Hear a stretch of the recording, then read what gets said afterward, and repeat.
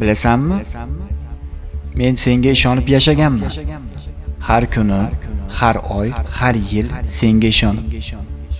Sen uchun yugurganman. Har qanday pulni yig'ganman. Men o'ylardim, sevgimiz shu hayotdagi eng katta boylik deb.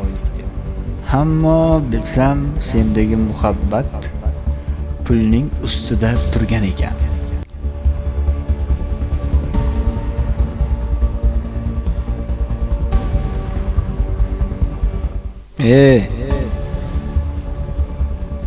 Nima dey?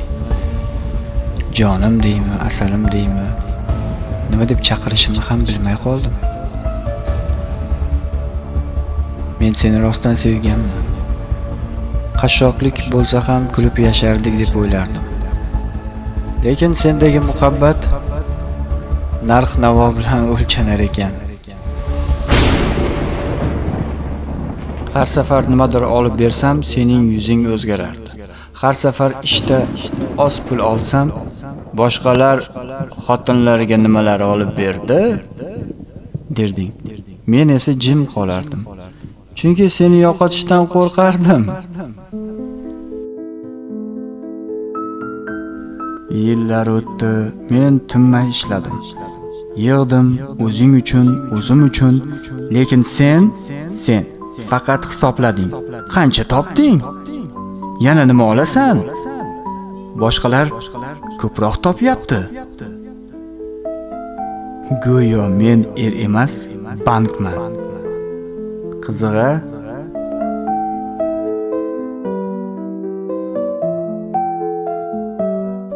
Endi men yolg'izman, o'rtoqlar.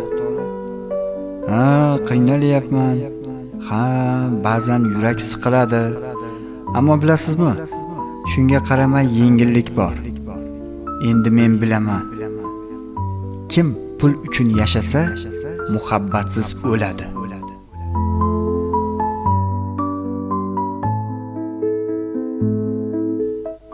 Pariroy. Men seni kechirdim.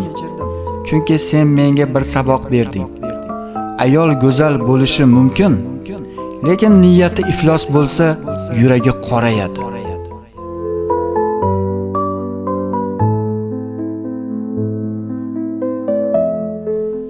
Endi men bu yog'iga sevgi haqida boshqacha o'ylayman.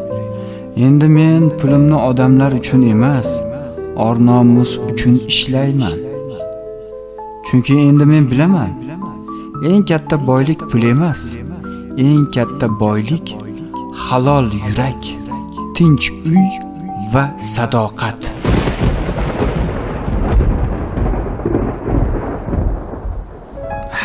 Maza qildim, hech vaqosiz qoldirdim deb o'ylading-da. Nima qilibdi? Erkak kishining moli yerda. Mol davlatini olib qo'ygan bo'lishi mumkin, lekin vujudimni, yuragimni olib qo'yganing yo'q-ku. To'g'rimi? Mayli.